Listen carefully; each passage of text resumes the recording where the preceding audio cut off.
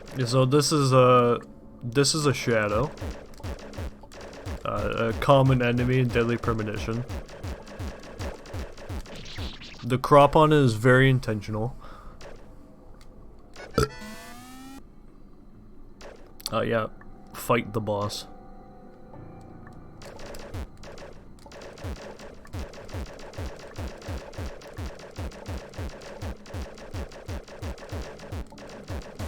Yeah, Zach! I don't like the look of this. Or, we've got company. An old friend came to visit us. Anyways, yeah.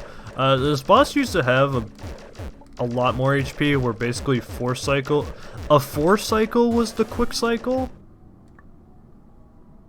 And 5 or 6 was more than likely. Thing is, that wasn't like very fun. And a lot of people aren't very good at like moving along and attacking and stuff.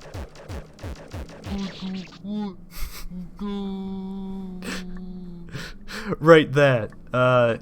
See, now when you kill a shadow in Deadly Premonition, I'm gonna refight this boss anyways, but when you kill a shadow in Deadly Premonition, it goes like that. It's like I don't want to go. It's very awesome. Thing is, right, I wanted that sound clip. It was fucking nowhere on the internet. So, I gave up and made my own. Voice acting.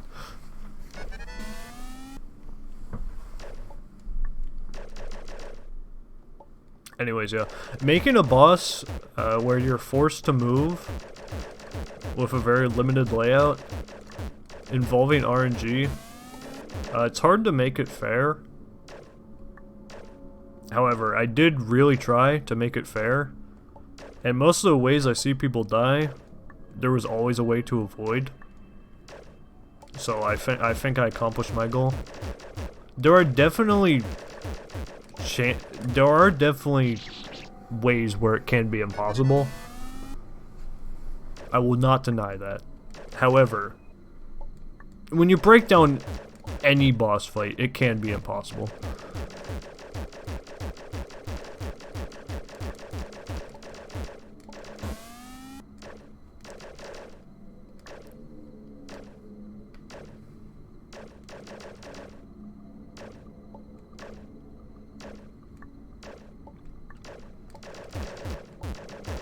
So anyways, I wanted to use this, I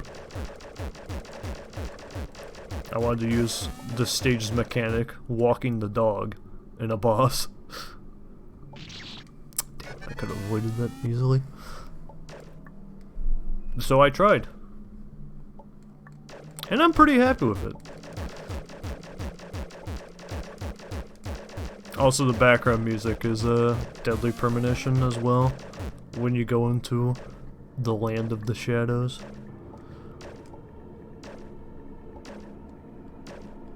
Is it a boring song? Yes. Is it important to the boss? Yes.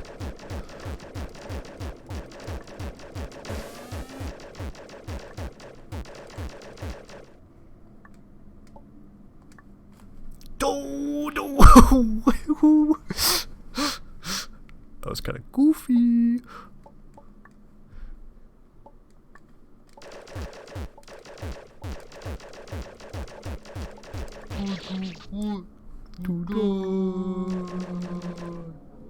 Anyways, yeah, that's the shadow boss. Overall, pretty happy with how it turned out.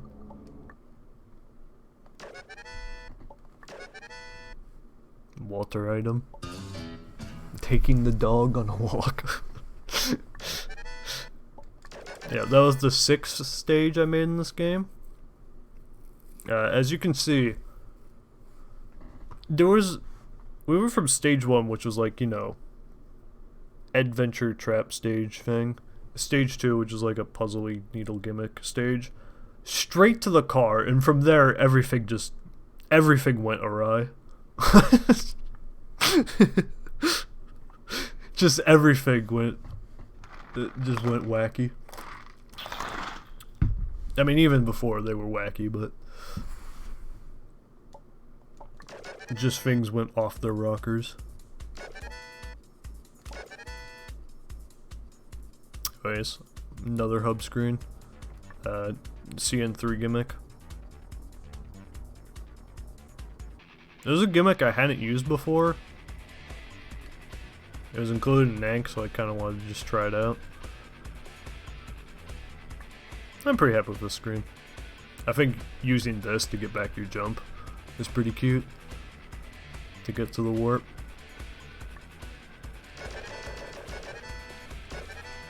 I like this screen. It's not like the most advanced use of these elevator things.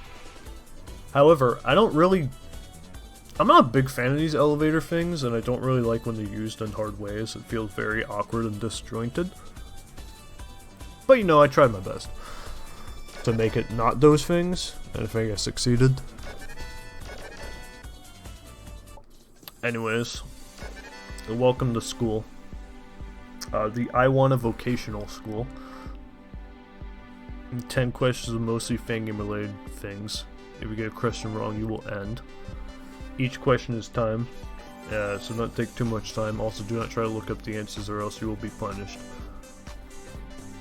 So this stage is inspired by Yakuza Like a Dragon.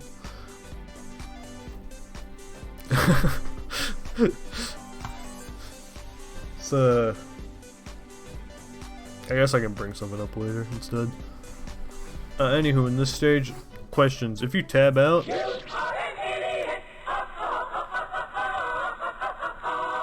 you are punished. Now, if you try to pause, you're punished. If you try to do like anything, you're pretty much punished for doing fucking anything, except for getting the question right. Anywho, important thing here. Here's the school.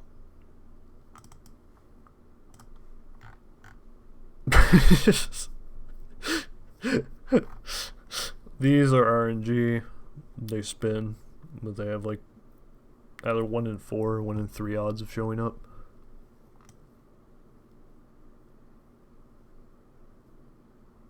Yeah, the game will notice, bro. This is the cursor check. I made a conveyor left block. That's the cursor check to see if you're fucking around too much.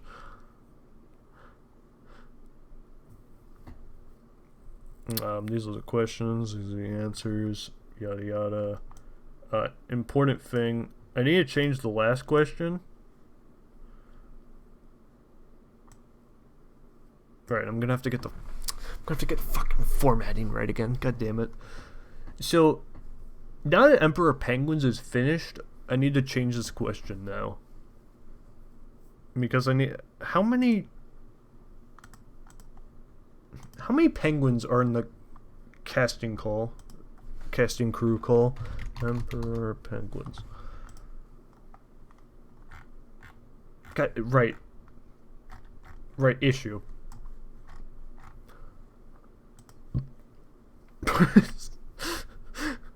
Issue, right?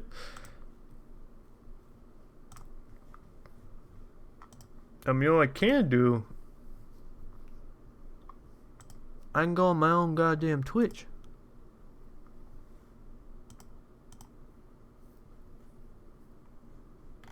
Where the fuck is Emperor Penguins?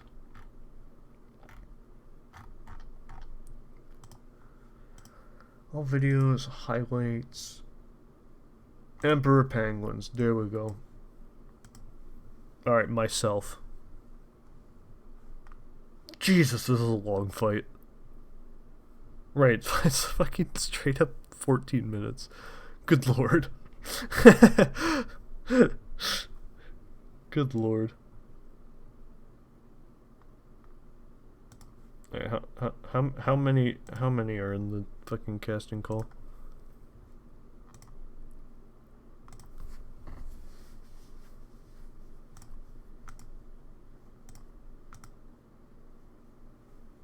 Bruh. 36. Yeah, this penguin. Yeah, 37.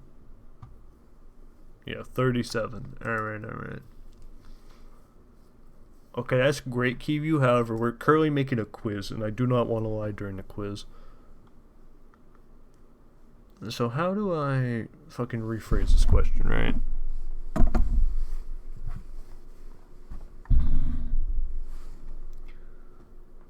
What's, what do they call it? The cast call?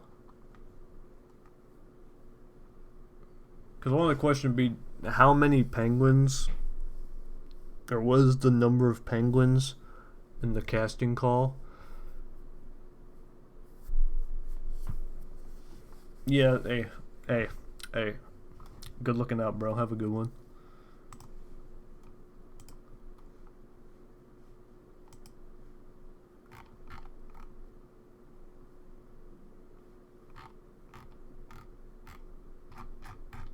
Where is the fucking... Where is the goddamn, I know what to do. Not that. Yeah, here we are. This. Then we go to B-side. Here we go. What did they ask for on FSR B-side? Emperor Penguins. 100% cast celebration. Alright, how many cast members are in Emperor Penguins?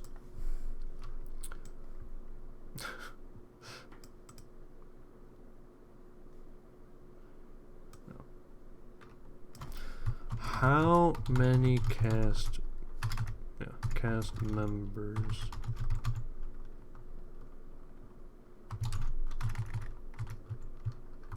are there in Emperor...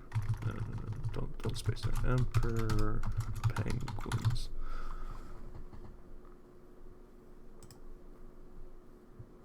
Yeah.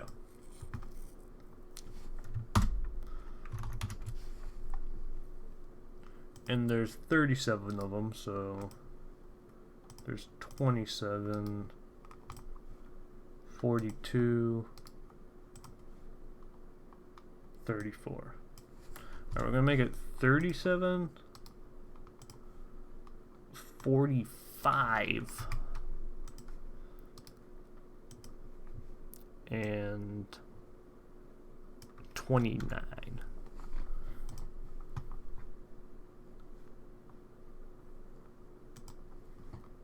Alright, that sounds like a plan to me. I don't know about you.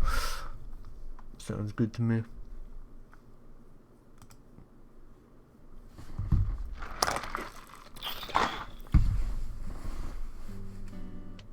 Also, the Emperor Penguins getting updated is the reason why Look Inside is getting updated, so I can change this question. But I also had a few other things I wanted to change, just kind of wanted to talk about this game as well. Anyways, that was Siege Sufferer was updated. That was pretty cool. Which games does not exist? 20 tips. 20 tips. Oh yeah, the Sinner's Sandwich, right? Another Deadly Premonition thing. I'm not gonna watch the video because I've watched enough Deadly Premonition tonight, but just know it's great. Anyway, let's get it wrong just so I can show the death screen.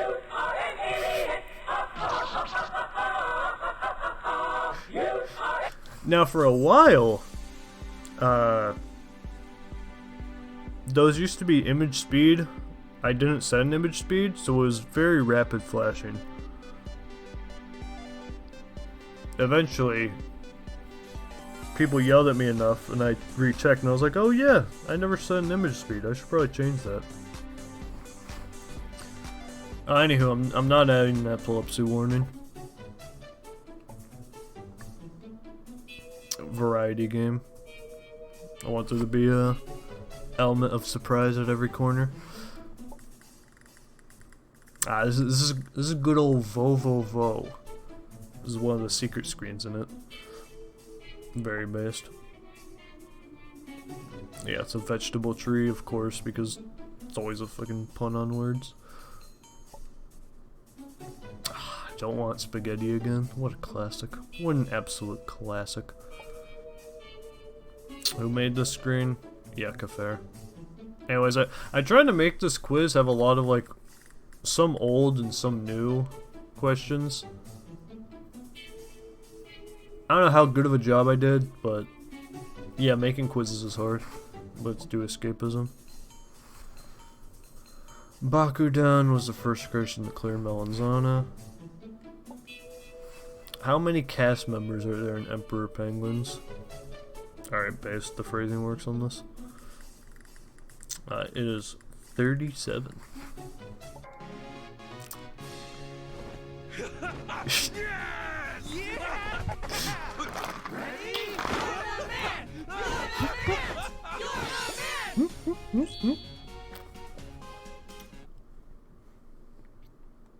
Alright, now I need to find the video. Where is it?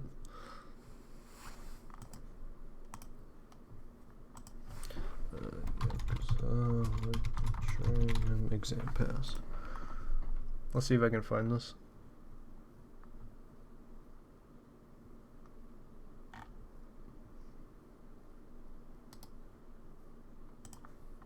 Is this in English?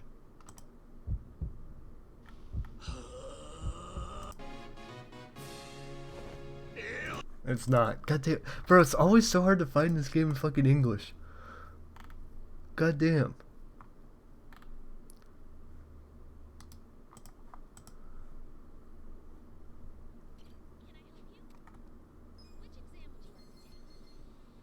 Yeah, actually, we'll just go to whole 9 miles.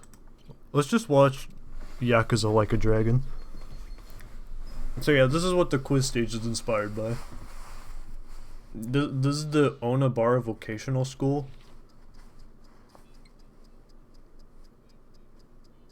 You gotta answer questions. You got 30 seconds.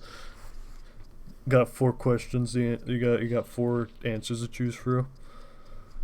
You need to get 3 out of 5 right to pass, but you have to be perfect and look inside to get the dubski.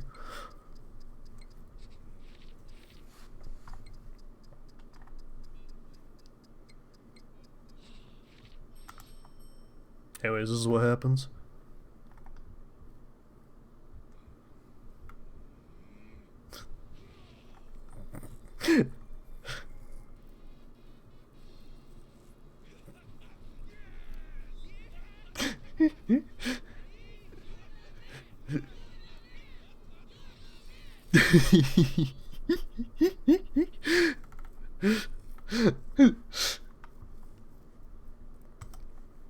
So yeah, that's what the entire stage was inspired by. Was the Onabara Vocational School. I did a lot of that when I was playing Yakuza Like a Dragon. That really stuck with me, so I wanted to make something based off it, and I thought it'd be good variety. Yeah, a degree in awesomeness. Stage 8 was the 8th stage I made. Very best, very best. Anywho, on this warp out, it used to warp you inside the red. It used to warp you inside the red because I wanted to force you to do it twice. And then Kurov was like, I don't think that's a good idea. And I was like, yeah, true. So I changed it, and that was for the better. Anyways, whoop. Oh yeah, sine wave blocks. Inspired by Burn Mind. We have something a lot less advanced. But you know, still pretty cool.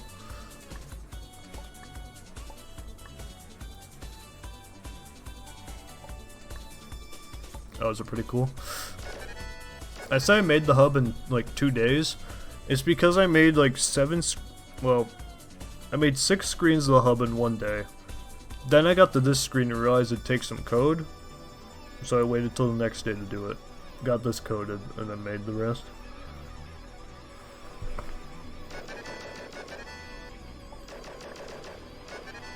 Anyways, here's a banger stage.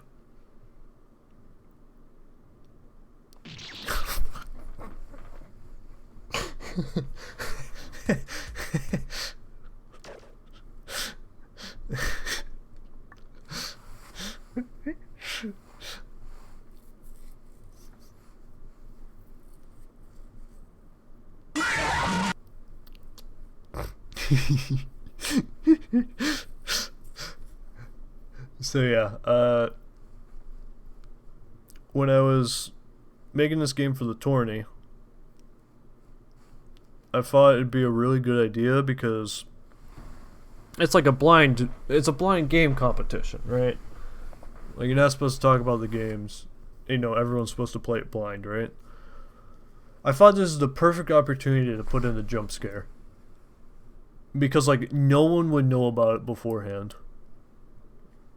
No one would have any inkling, and then Foxy would just come down the hallway.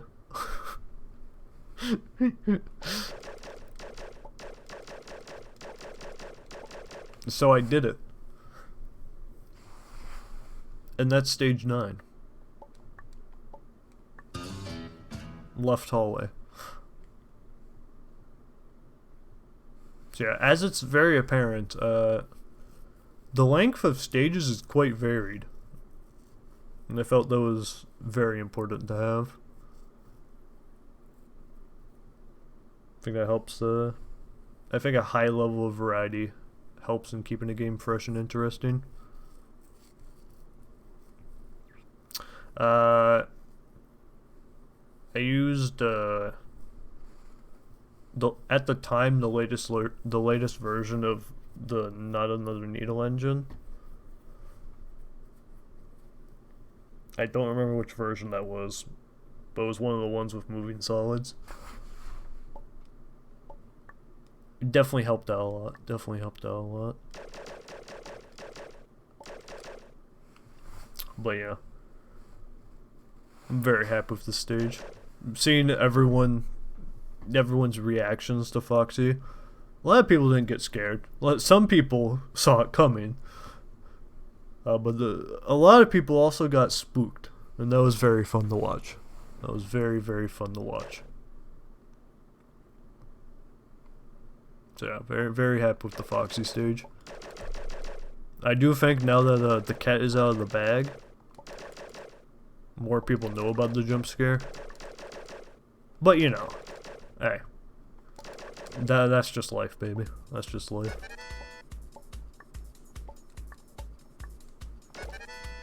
Anyways, you can take this block up here and get to the warp. That was completely intentional, and I made sure that the cycle worked for that to happen. But anywho, we're gonna just go along as if I didn't make that cycle. Anyways, Apple's path. Keeps it interesting while not doing anything too crazy. Anyways, here's this.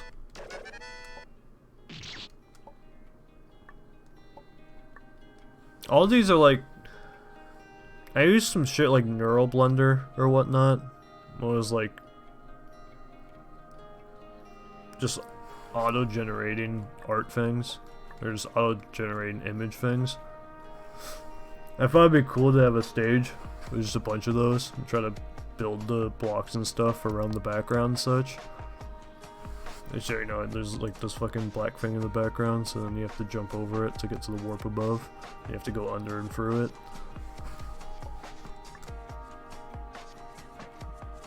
Then there's this. It's like very blue, so I used water.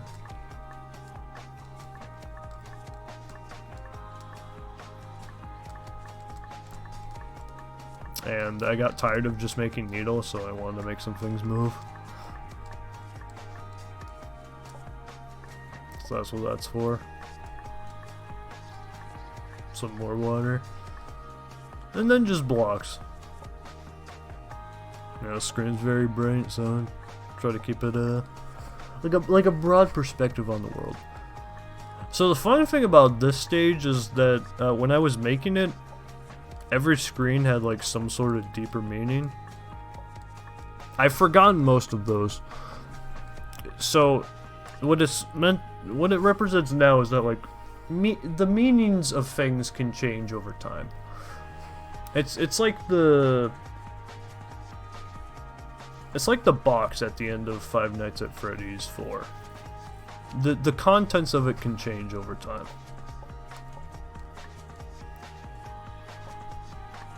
Now this screen I really like, because I got tired of just making needle, so I was like, what's something I could do that I haven't seen done before?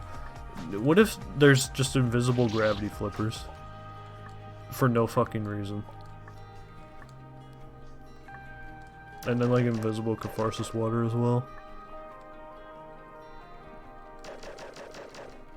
So now I did that. The catharsis water just because like this is a stream in the back. So you know there's water, it slows your speed.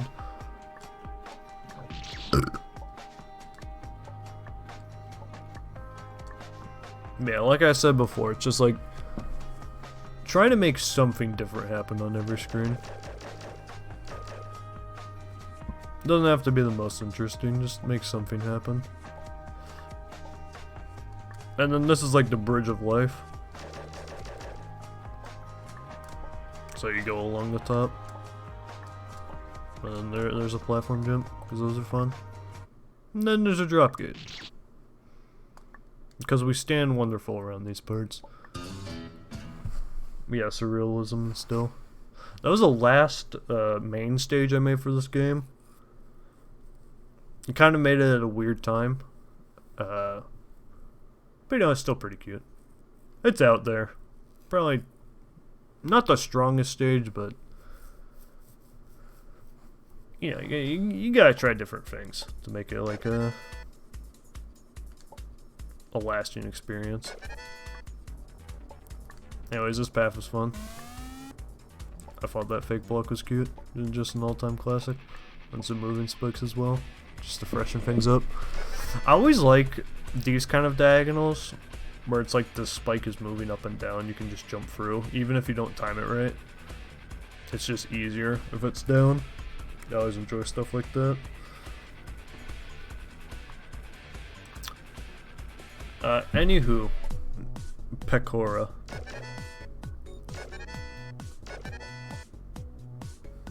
So I just listened to the song a lot when I was just doing other things. Maybe I was just working on the game or doing some other shit. Just in general, when I was doing things, I'd listen to the song. So I was like, fuck it. Pecora stage. And the stage was inspired by Burn Mind. Because there's that one Polish cow stage where you're jumping on the blocks. I kind of want to do something like that, but with really high bouncing. So I just did really high bounce blocks. And here we are. And then this art is by K-Nematic. I think that's still the Twitter handle. Very based, very cute. The background for the whole stage is from that GIF as well, because I watched that GIF a lot because it's dank. Anywho, instantly introduced a mechanic, then make something interesting happen. Cherry circles.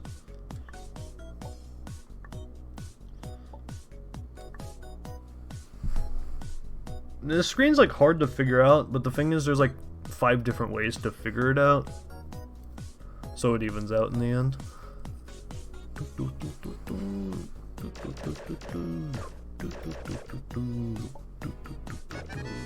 Also inspired by Burn Mind. It was like, huh, what else can I do now that I have high bounce blocks? I don't want to just do needle. Oh, let's have gravity flippers. Yeah, let's just do that. You know, the next step.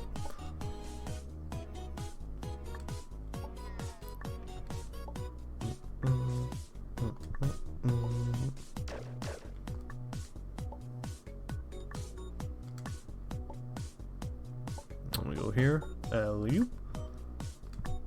So as you can see, I tried to make the design more like open and based around going up and stuff and not using it in awkward ways and trying to make it not very hard, but still keep it interesting. And I think I succeeded. And then here's like the trigger needle screen. Because I thought that was a cool idea where you'd have to cancel the bounce and then jump over and then cancel it again to get up here. Because I thought that moving thing was really interesting. Then there's this trigger, which is just fucking dope. Guess I died to it because now it looks like I was kidding when I said it's dope. But guys, I was being serious. I think it's really cool. Because that movement is slick. Slick, slick, slick. Anyways, now we bounce over here. Because you can't do it any other way. This trigger used to be, spikes would come from like here, here, here, here, here, here, here, here. And it'd just be like stay in the middle, drop down, and wait for this to go by.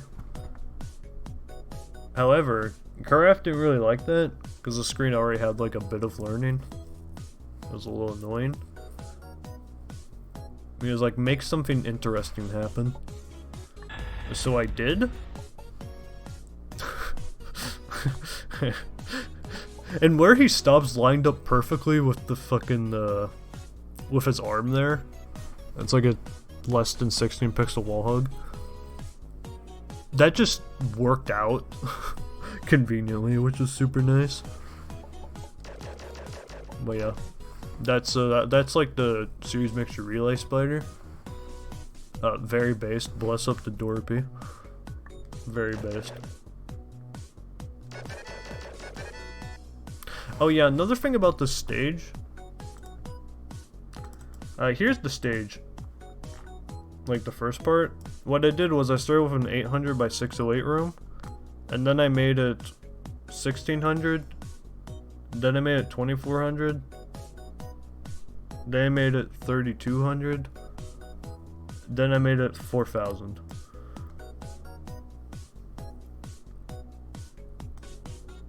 I just kind of got in the groove. I just kept making the room bigger because I was like, alright, I guess we're going right. Alright, I guess we're going right. I guess we're just gonna keep doing this.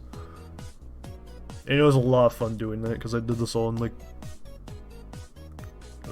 a few hours or something. It was a lot of fun. It was a lot of fun. Anyways, avoidance.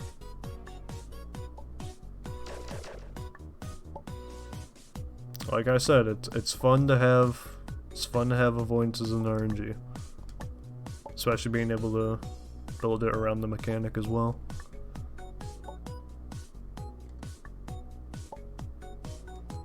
I probably could have done RNG like in more interesting ways than just like 2 instances of random 360 moving up and down. But I think that's interesting enough. Could have gone a lot more hardcore and try hard, but I feel that look does its job. Anyways, right into getting over it. We must climb.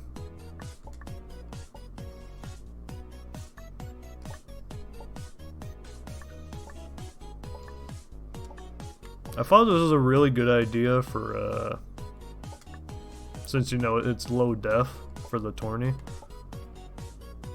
I thought this was a really good idea. Because, well, you don't die here. It just takes a while. And I also just thought it was a good idea because, you know, high bounce blocks might as well go up. And having no killers, I think, is always something that's interesting. But yeah, anyways, you go up just to come right back down.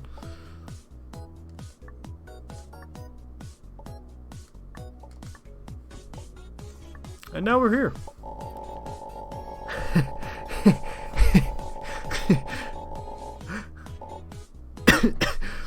Rocket.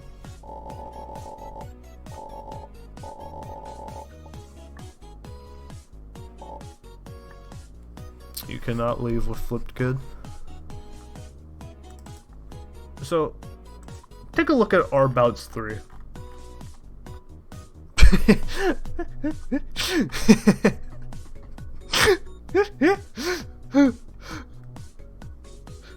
This room is so fucking big.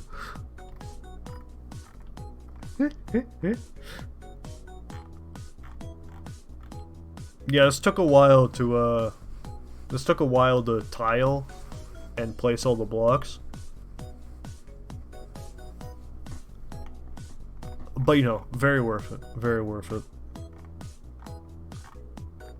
Could I have coded like something to place the blocks for me? Yes. However, why would I do that?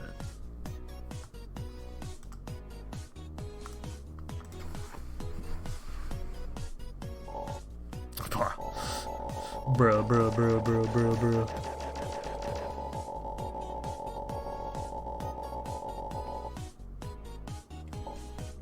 There we go. Got it.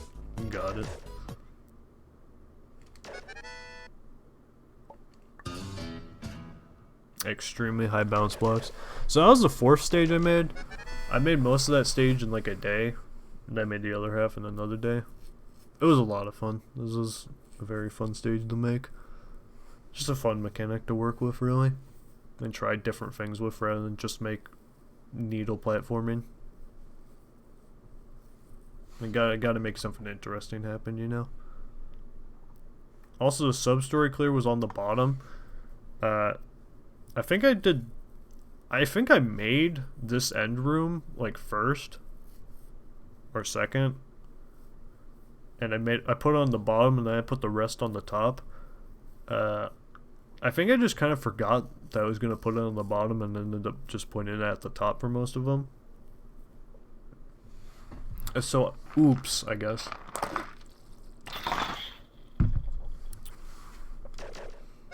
And also, this is the only stage where the end blocks have these tiles, like from the stage itself, rather than the other default blue tiles. You know, gotta keep variety high.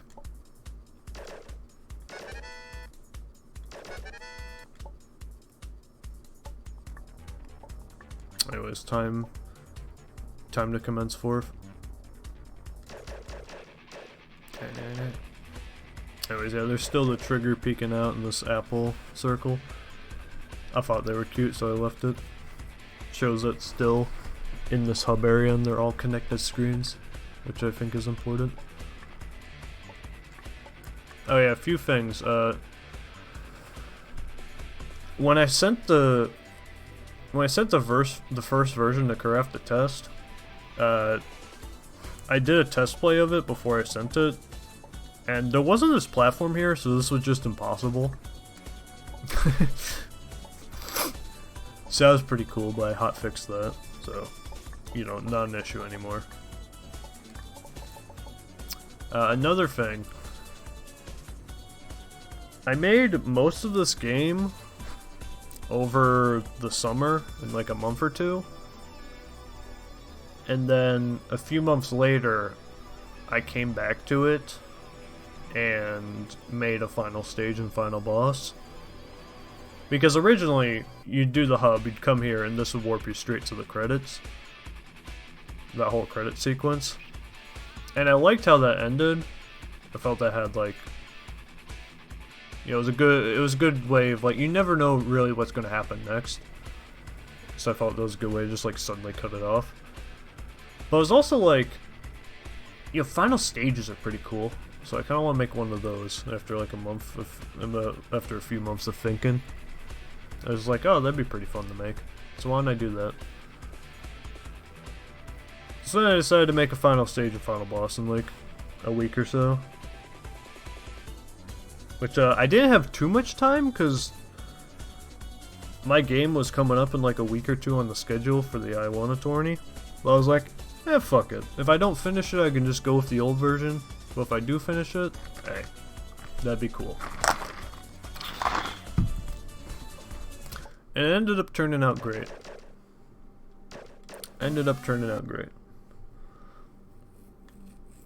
I just transitioned with black bars because the transition to here was just really abrupt, so I added those in. Also, main reason I wanted to make this final stage was because of this song.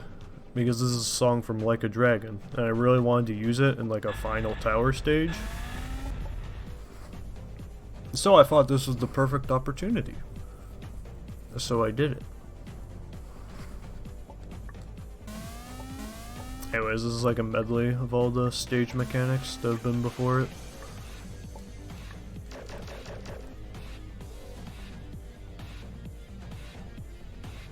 I'm very happy with this stage. I think I did some really cool ideas.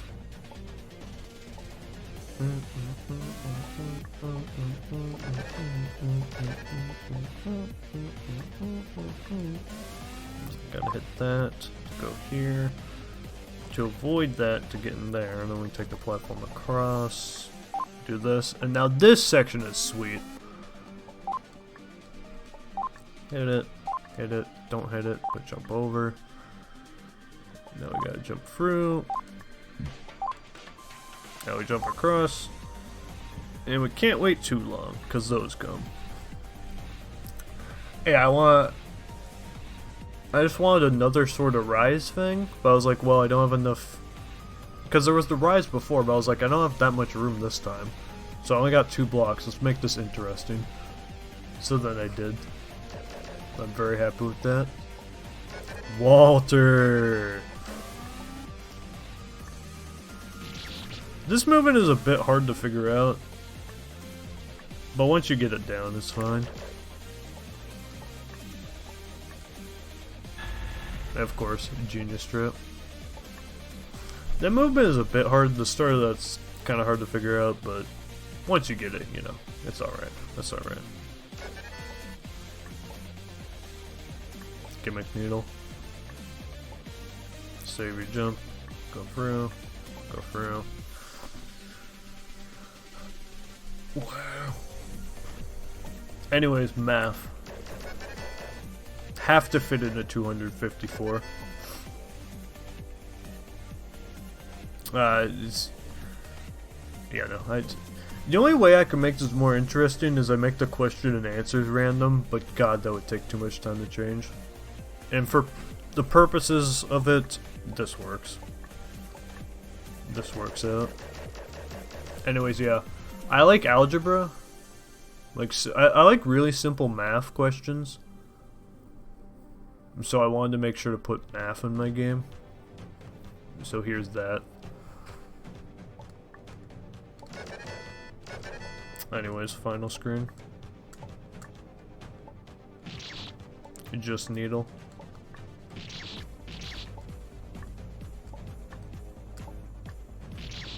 Brother.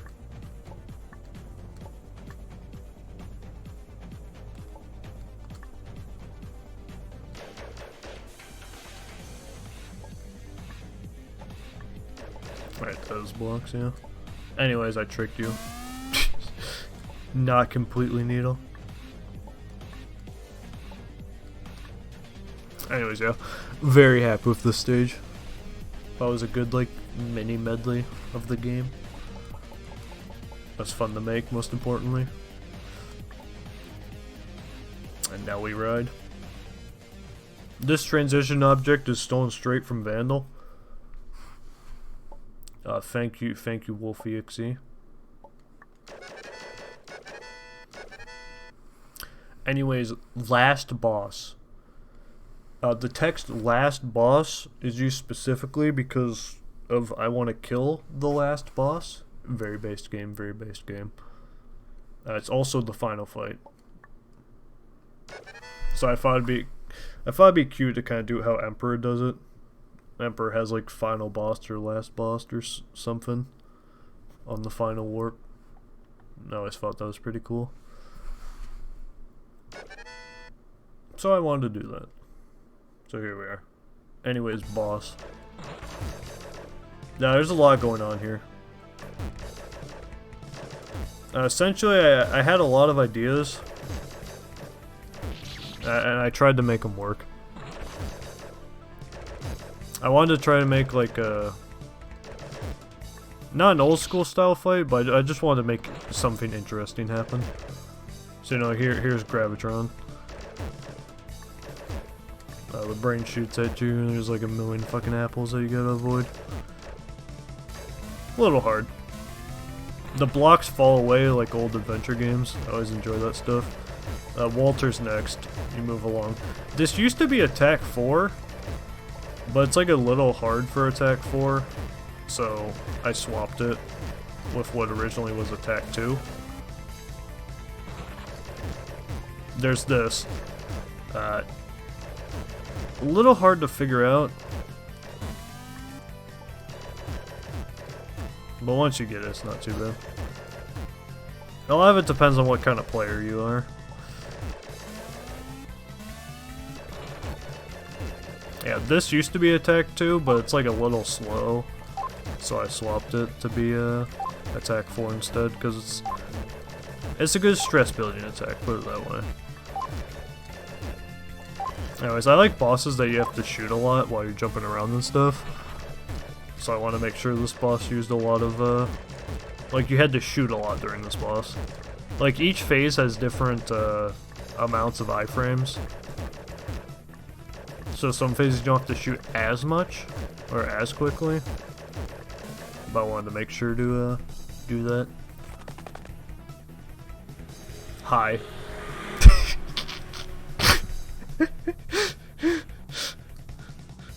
Of course I have to end on the fucking car, bro. On a chase through the sky.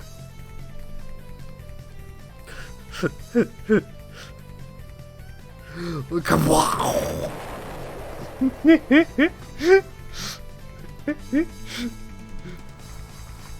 Yeah, I'm really happy with how this boss turned out. I'm really happy with how this boss turned out. There is a checkpoint at phase 2.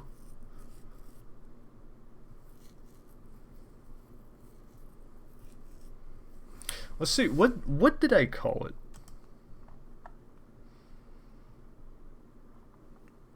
What did I call the final boss? Obj Brain. So yes, I guess it's just called Obj Brain.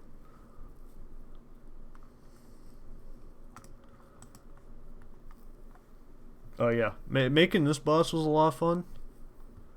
I made most of it in like a night, in like a day or two.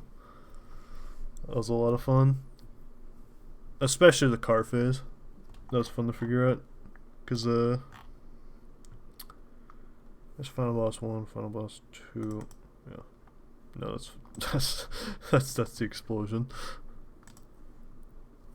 Yeah, here's the car phase. These all go right, and then there's Diswolf Cherries that goes right faster. So you have to go along with them and go faster than them. That's how I achieved that effect. And then the brain's at the end.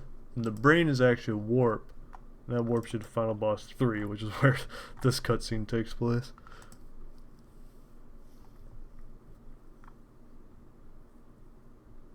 Oh yeah, I really like this final boss. I also wanted to use that song specifically because that's like an old school adventure, fan game adventure song. It was just really fun to make the fight to it. I feel the transition between phase 1 and phase 2, where it is that the song just ended up really well, is really good as well.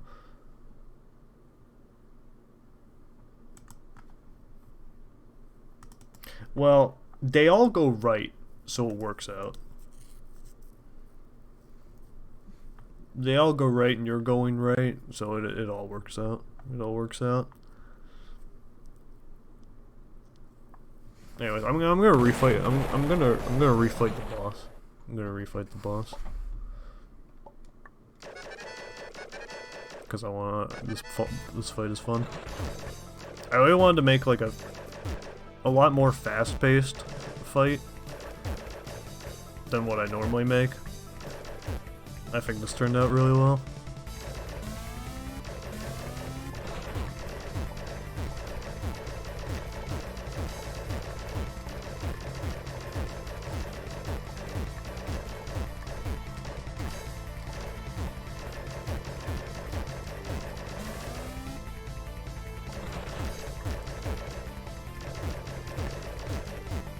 And you can even get in some cheeky shots if you like jump out of the box, which is really cool.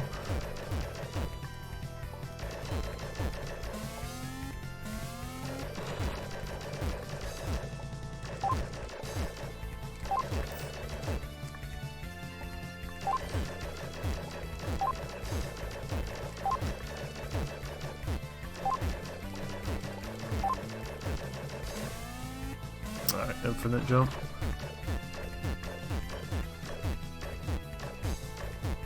Also, I'm not gonna lie, I pretty much just copy-pasted this attack. I mean, this attack isn't super original, right? But I pretty much copy-pasted this from another boss I made for a secret project that may never see the light of day. So, you know, very basic, very based. But I mean, it's not the most, like, whoa, no one's ever done this before, you know? It's like, whatever.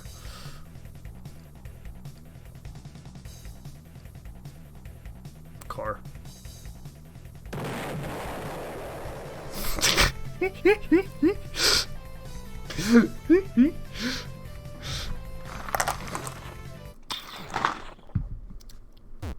Yeah, this boss, one of my magnum opus, one of the magnum opuses of my game making career. I'm very happy with how it turned out. Use mouse, look inside. It used to just be use mouse, but I felt BV had quite a time figuring this out, so I added look inside because a lot of people didn't get it as well. Anyways, you use the mouse, and you look inside of my mind.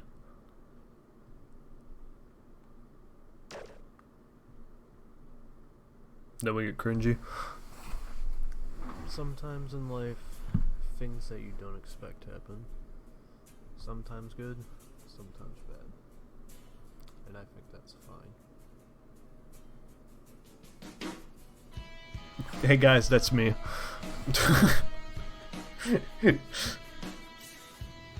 Anyways, Audio Jungle, I don't care. I wanted to use this song as credits for a fan game for a while. Because I watched Fight Club. This is like the credit song in that. And that had like a profound impact on me. So I wanted to use it in the fan game.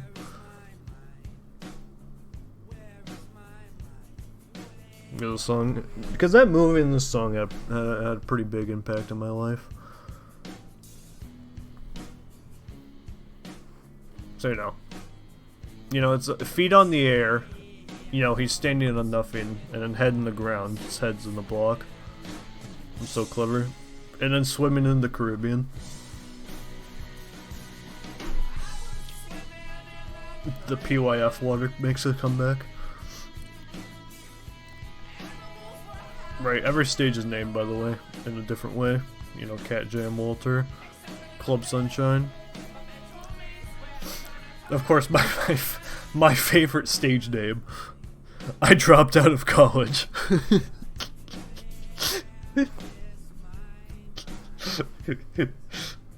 5 a.m. Another banger. Another banger.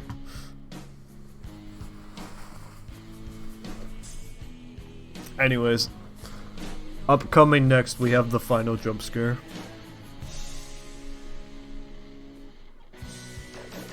Avoidance.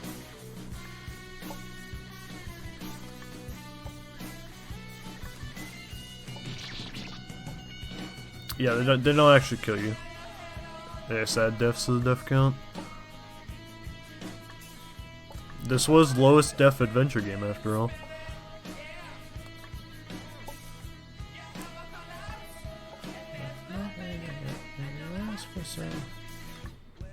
Honestly, one hit is kind of nutty.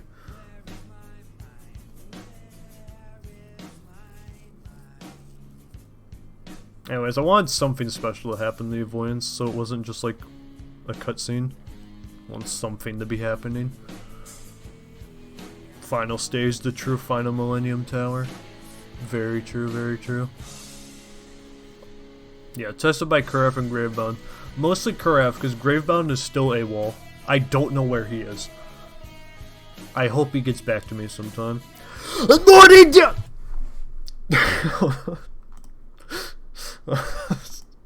Shit. Alright, we need to remove Morning Dew. Alright. No longer inspired by Morning Dew. Sorry, we can't be inspired by a pedophile, I'm sorry. Anywho, we're gonna put Bo Burnham's inside. Because this game was like shockingly heavily inspired by that movie. That's this guy's fucking name, right? Because I didn't know about this guy until he made Inside.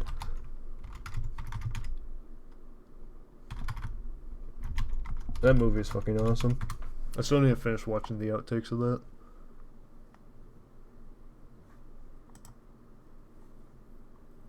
But yeah, we're gonna put that instead of Morning Dew because I'd rather not be associated. You know, try to stray away from that man.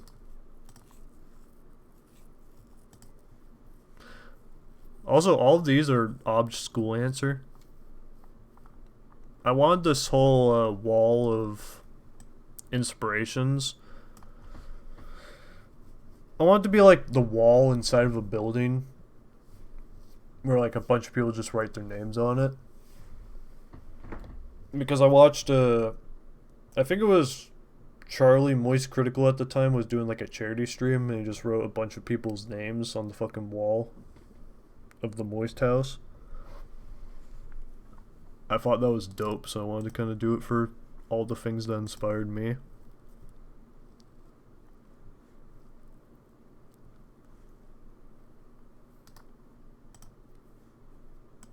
I also want to make sure I add Azure games to things that inspired me. Because that was one thing that I forgot to mention.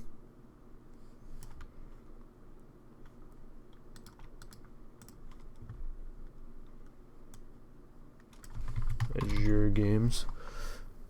Because that Azure is an all-time homie. Make some heaters. Full Techno Jack is somewhere in here, isn't it? Of course, bear in mind. Gift by Kanematic, very best. Wacky Rand Venture, yeah, true. Want to be the Aura. Where the fuck did I put Full Techno Jackass?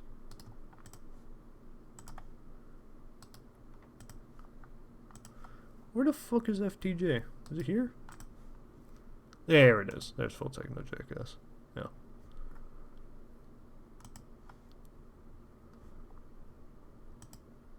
Alright, we're gonna do the creds again. Actually, my bad. I know what we're doing again. We're doing the car chase again. Because there's no save between all those rooms.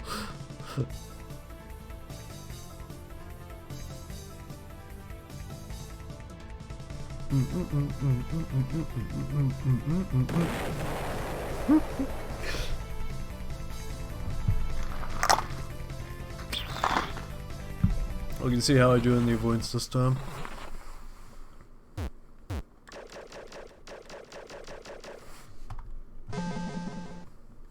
Let's look inside.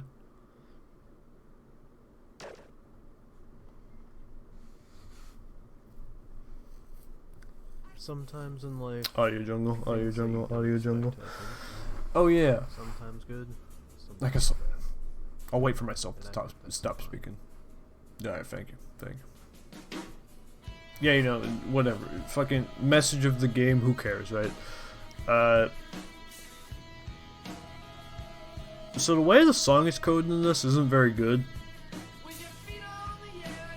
And it's really easy to get it desynced. However, not gonna change that. That's for, like I said earlier, the tape on the box is representing how shoddily coded this game is and how it's like barely held together. So we're keeping that. Yeah, no, there will be no audio jungle setting. Part of the life experience is fear of the unknown, fear of getting a copyright strike for playing a fan game. That is part of the life, is the unpredictability of it.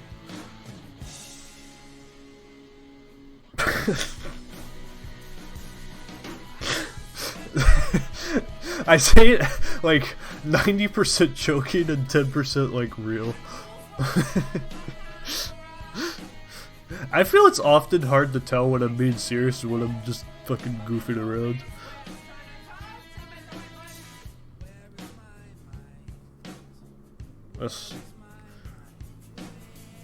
I have a song in a game making that has like 7 covers on YouTube, but you can't find the original. Currently terrified you've seen it.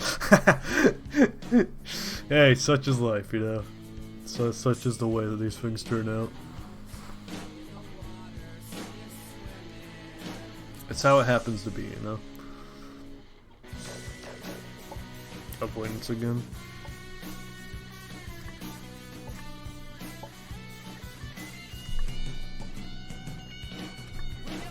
I was thinking about making this like a lot more crazy. Like this would have like flying cars going by and shit.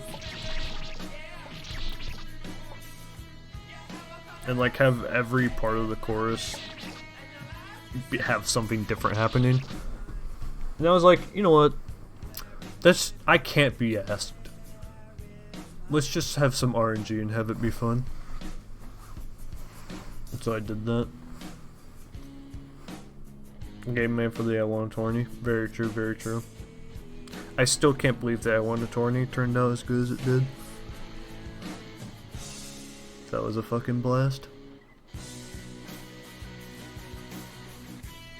I still don't know where Gravebound is.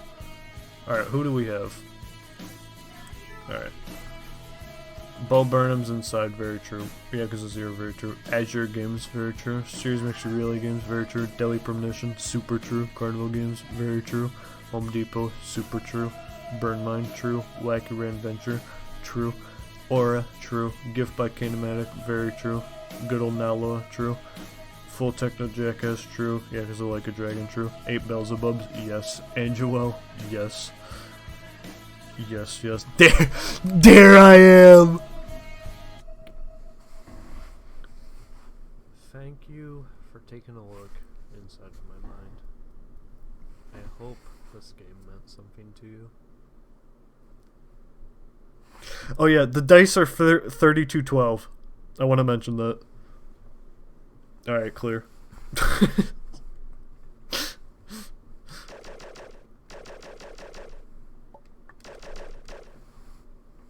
So anyways, fucking serious message, whatever. If the game meant something to you, that's good. I actually cared this time. I could upload this to YouTube. I could. Probably will. I don't see a reason why not to. But yeah, let's look inside. That's a look harder inside of my mind. Also, yeah, this warps you back to the hub, and then this brings you back here. Clear. RNG section, wacko without tourney context. Well, fair, right? Very fair. However, you know, even if it means nothing, people still be like, when they see it, and then like a chair of him be like, oh, I'm fine. Which, you know, having that effect as well, that's enough for me to be satisfied, you know? That's enough for me to be happy.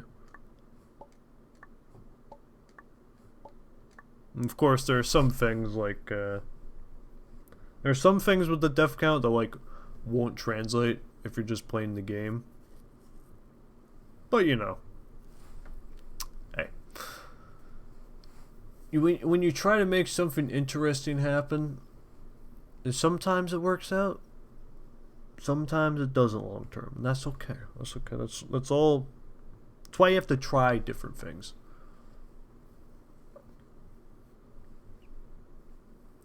I have seriously thought about making I want to look harder, or I want to look inside hard mode.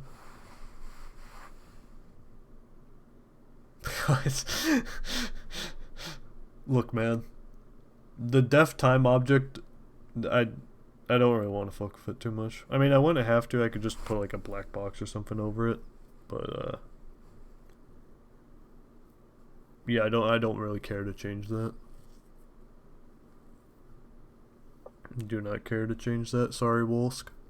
I'm sorry, Wolsk, but I don't care.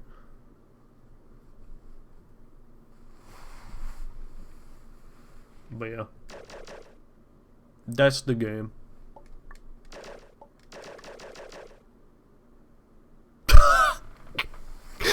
They just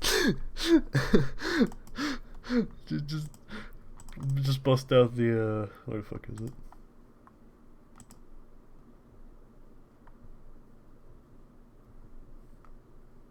Oh, yeah, no, you just bust out the fake block over it. just hit with the boom.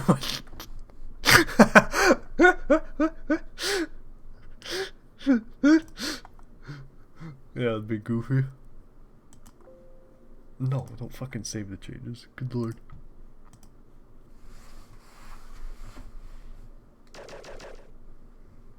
But yeah, I have thought about making a look inside hard mode, or look harder.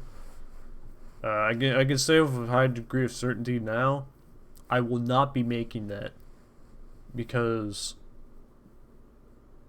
I would want to make sure. Okay, so here's the thing, right? It would either turn out one of two ways.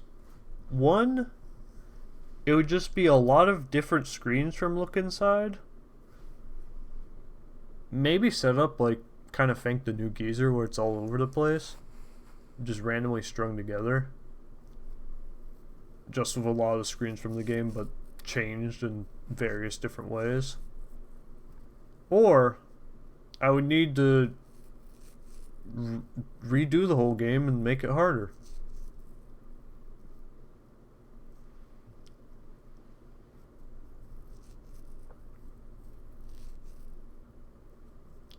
Yeah, no, that's just, it's there's bow, no bow, impossible 1, impossible 2, which technically this is very hard, and this is raw impossible.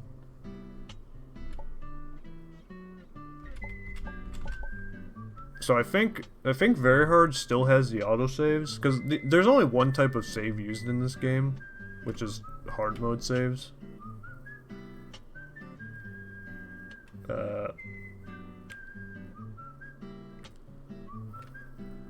But you know, the thing is, right, that big issue, right? The car in the creative it has like saved the game, and that's barely holding the car stage together. So I don't really want to do that. But you know, if people want to go for Impossible 1, they're more than welcome to. However, I don't recommend it, because this game was not made for very hard or impossible. Hence why they're both named Impossible 1 and Impossible 2.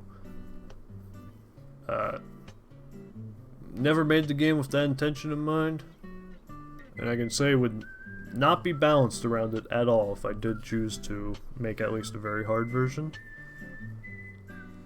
Because I think just putting like lacking saves in between is a little lame, a little lackluster. So I will not be doing that. But you know, hey, if people can do what they want, go off, you know.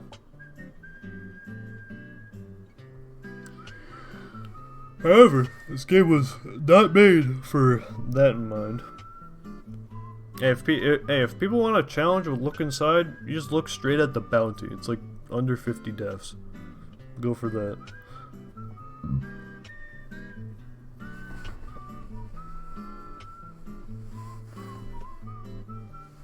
Anywho, yeah. That's looking sad.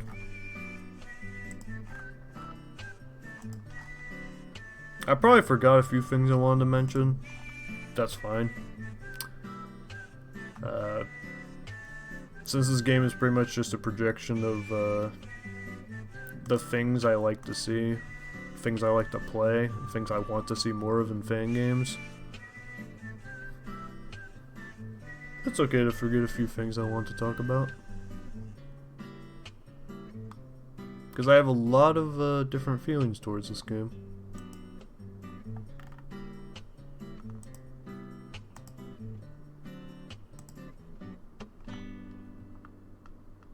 All in all, very happy with it. Very, very happy with it.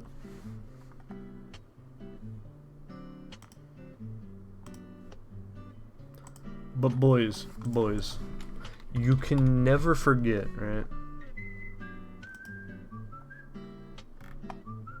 You can never forget, right? Why does the community keep liking games like this? Oh yeah, also he fucking added a note to his review. And basically says his review was about the community.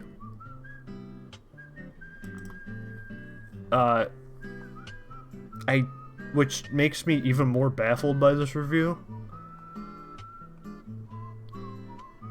Like, so it's not not even a fucking, is it even a review of the game or a review of the community? Because I'd give the community a 2 out of 10, good lord, but you know, it go off, I guess. Anyways, not bitter, just confused.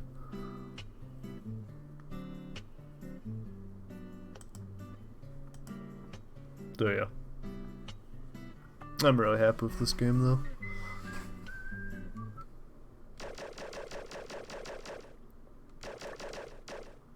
This is like the most I cared for any of the games I made. Because I always had to try to be thinking of something new and trying something different rather than just making, like, you know, gimmicky needle stuff. It was always try to do something new. And that was a lot of fun to do.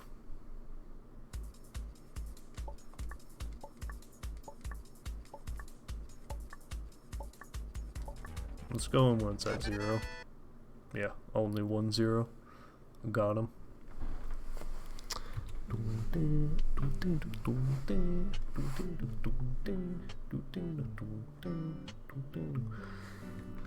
Anyways, clear. I think I changed everything that I wanted to. Yeah, it'd probably be smart.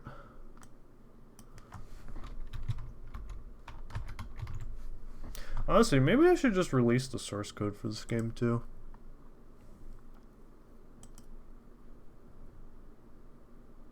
I mean, there's not really much here that'd be of use, I'd say.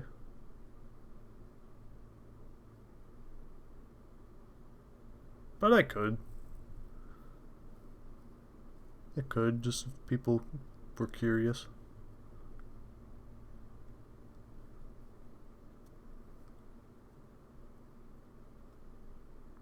Does the car move when paused?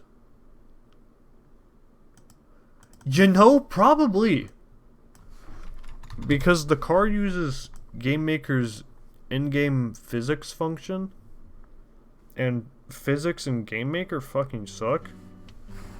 So actually, it probably does.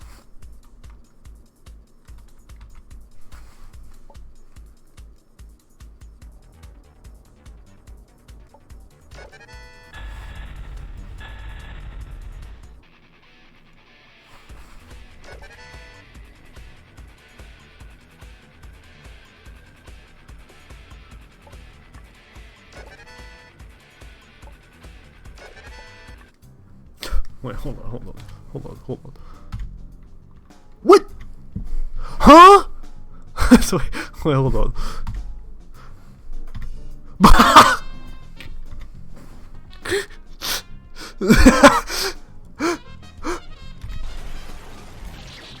What?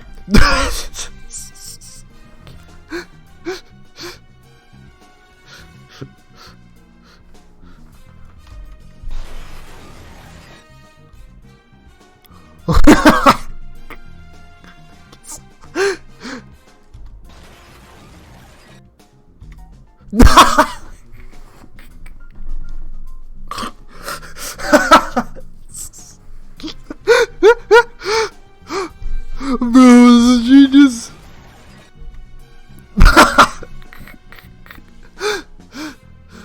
Hold up. Yeah. No, I'm gone. Bro, we could have an accident. Hold on. No. God damn it.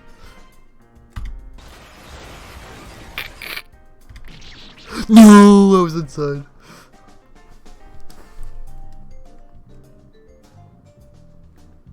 Yeah, there's a bunch of random code in these killers because physics fucking suck. So at some level, I probably was able to stop it with the collision.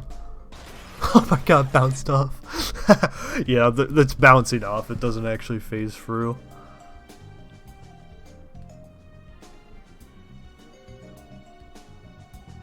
Let's find out.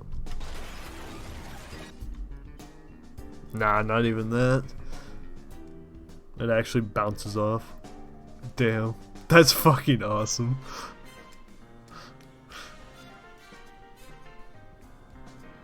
Can I use it on any other screens though?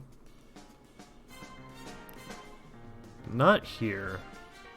I don't think so.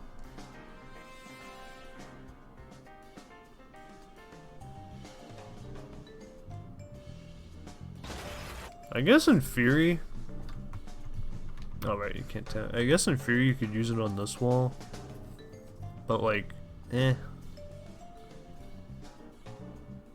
It's not really like important. Yeah, I know I can page up. Could I use it here?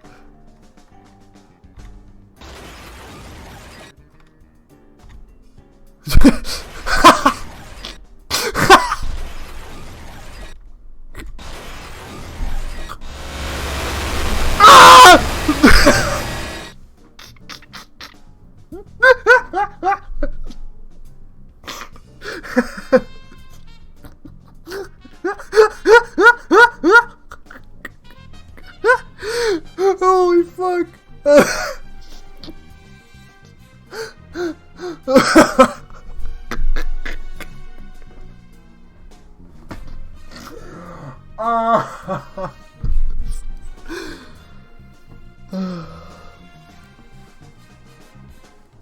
Can you pause at the start and wait till Hurricane stops? Well, the spikes don't move.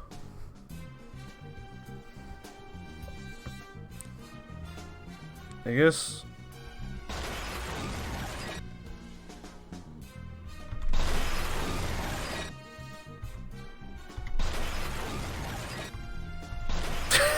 This is so fucking goofy.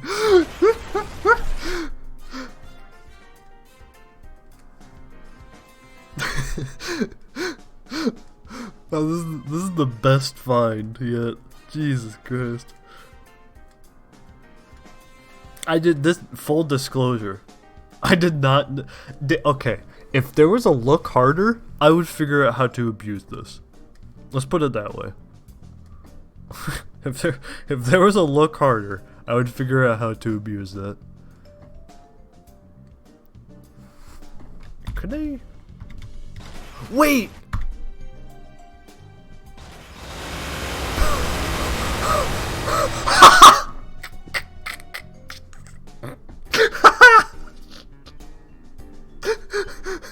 So who fucking sharded, bro?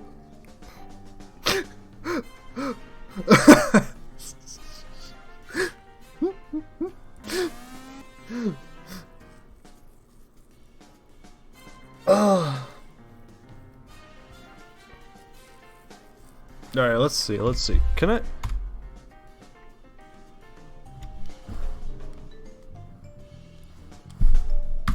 Alright, we're just gonna do this and see what happens. Does this... Oh, the timer doesn't go down at all, so it doesn't even matter here. However... Audio jungle.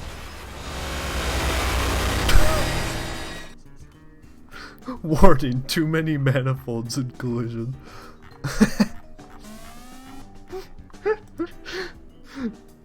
Yes, fair.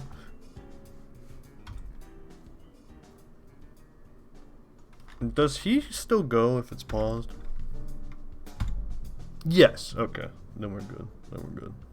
This doesn't get changed at all.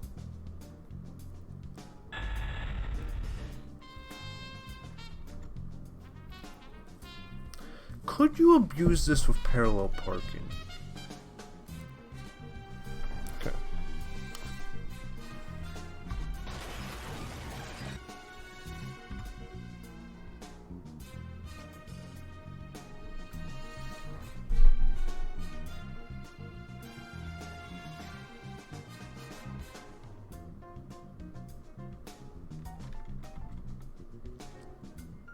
Nah, you'd bounce off the spike.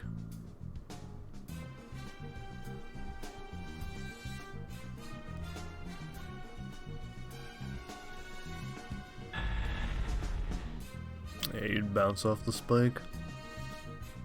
Even still, I think pulling off this abuse would be harder than the race itself.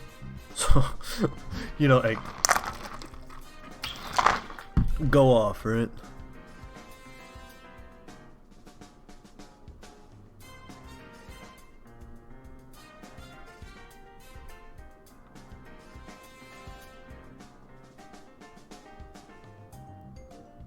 Oh, I see what you're saying. Yeah, hold on.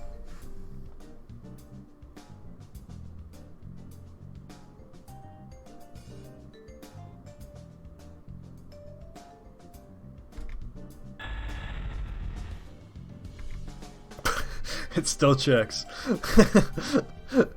It still does it, even when it's paused.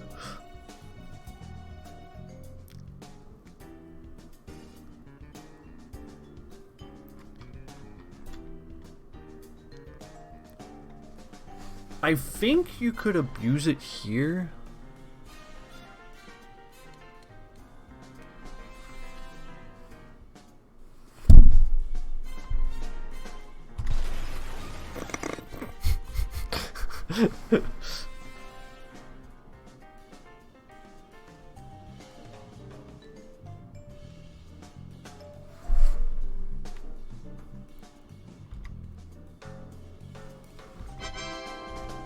Yeah, you can, okay. Okay, you can't abuse that, alright.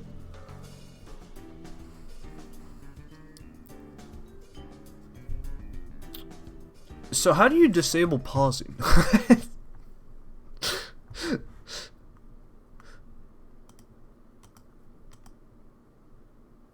Where the fuck is that even controlled?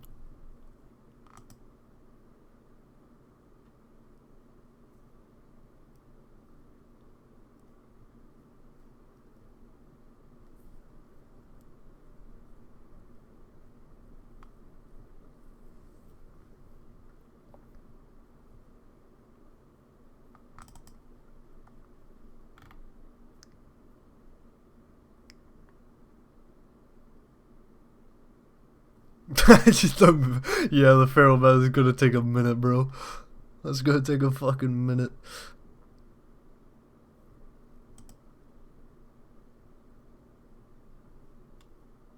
You could probably pause abuse the final boss card chase.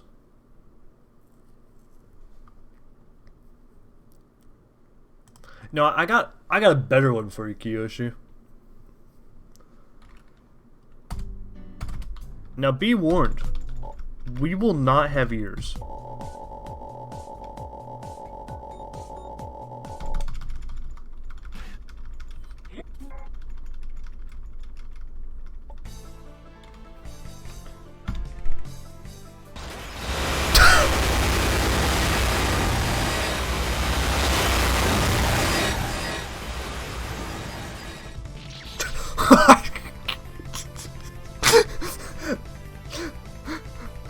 Okay, I don't think that worked out.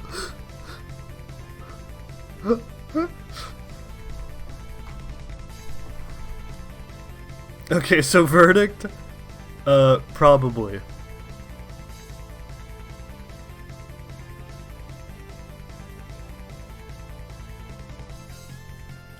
Name an accident.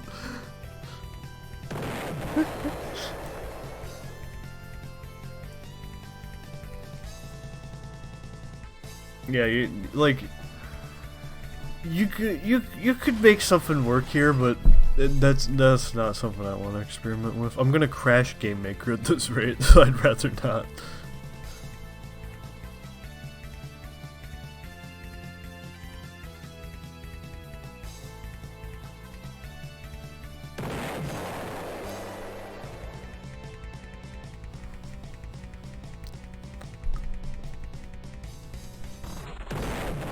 Alright, while I'm here, let's fight the last boss again while we're waiting for the Pharaoh medley to load.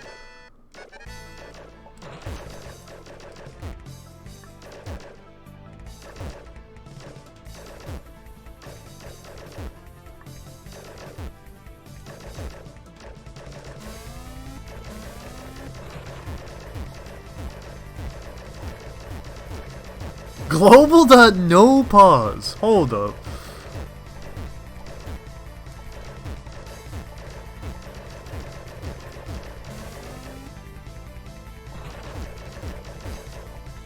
How do you find functions in Game Maker Studio again?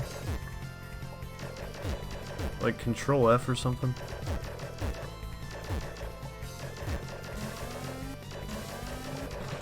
Control Shift F. Alright, gotcha.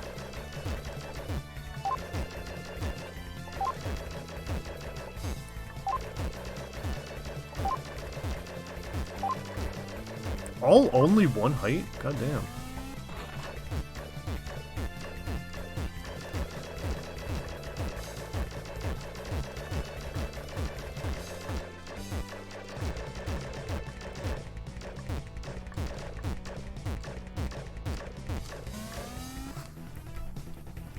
The car.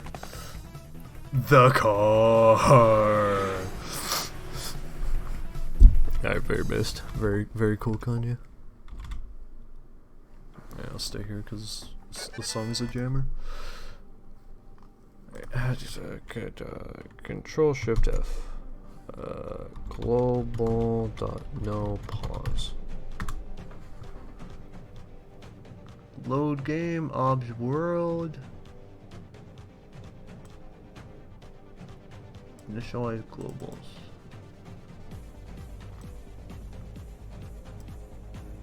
Global.no pause. Gotcha. So, alright, so car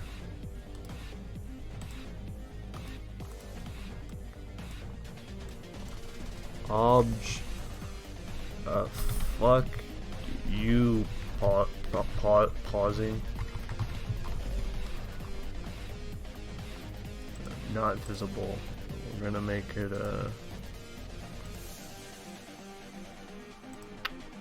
a up left slope.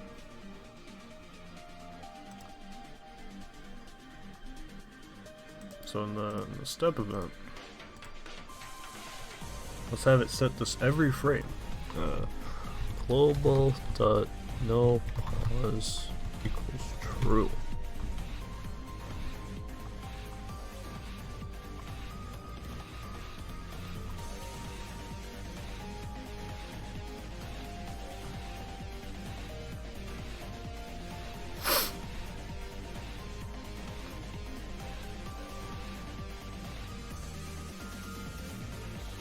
Yeah, that'd be smarter.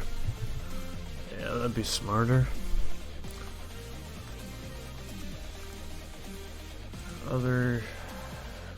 start.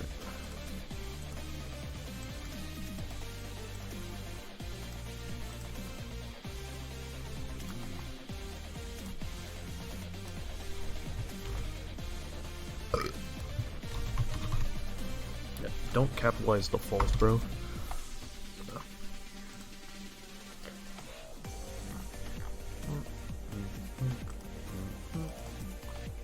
Because the thing is, right, as funny as it is, any other screen, abusing it would be fine, even if it skipped it, like I'd be fine with that. Parallel parking I'm not okay with. So we're gonna place it here. Okay, now here begs the question, should I just make the slope visible?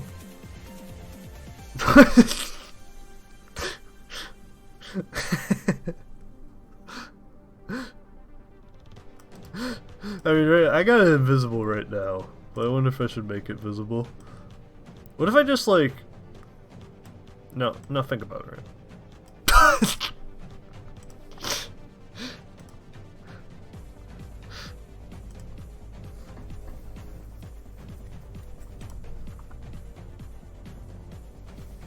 What? No.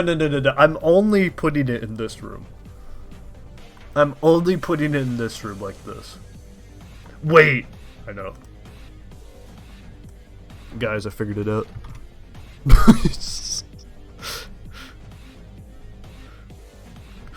What angle do I give it? Let's give it a 6, 6, 7. Oh, that's juicy.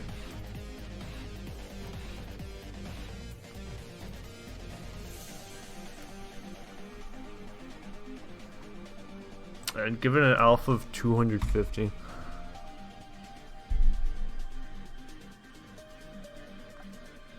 Place a bunch of message. No. No. We're just leaving him in the corner, alright?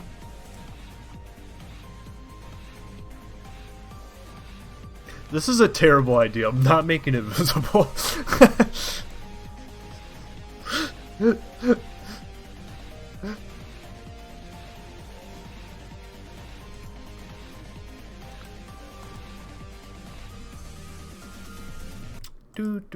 No, because here's the thing, right?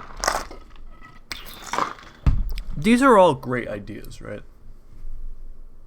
However, we need to look at the facts, you know? Whatever studio decides to load, when you create one object in Game Maker Studio,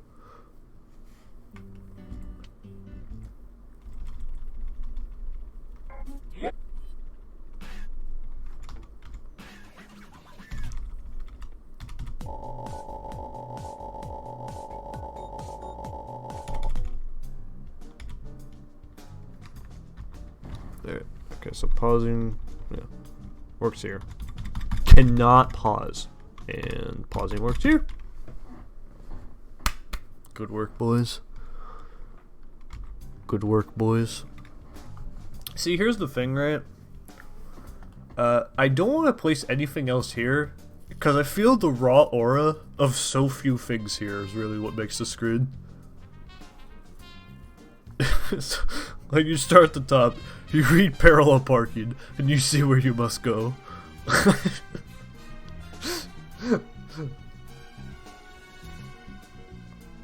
Like, there's so little happening here, and yet it's like one of the most memorable things from the game.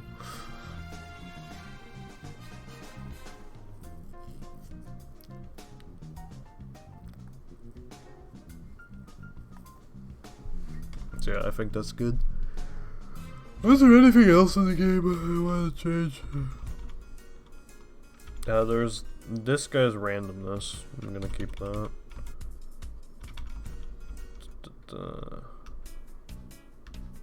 Walk the ceiling. It's fine. The stage is awesome.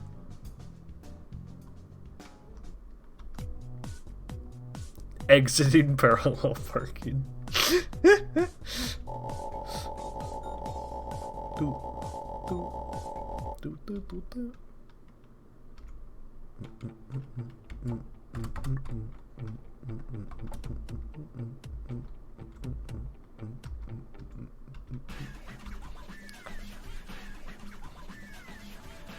Maybe I should turn this song up.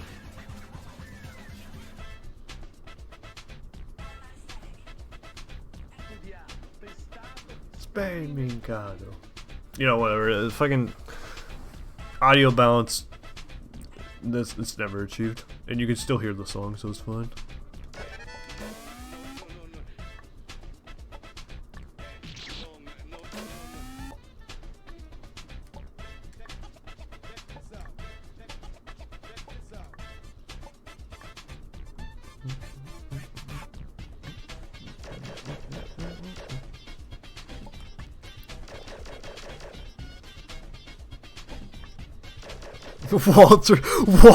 Walter Carr. Holy shit.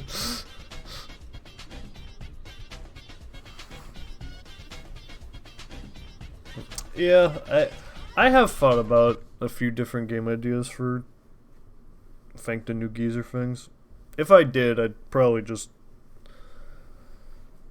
For a while I wanted to make Thank the Johnny, which is just going to be same like boy gimmicks used in different ways, but I probably just want to use anything I've made over the years in different ways.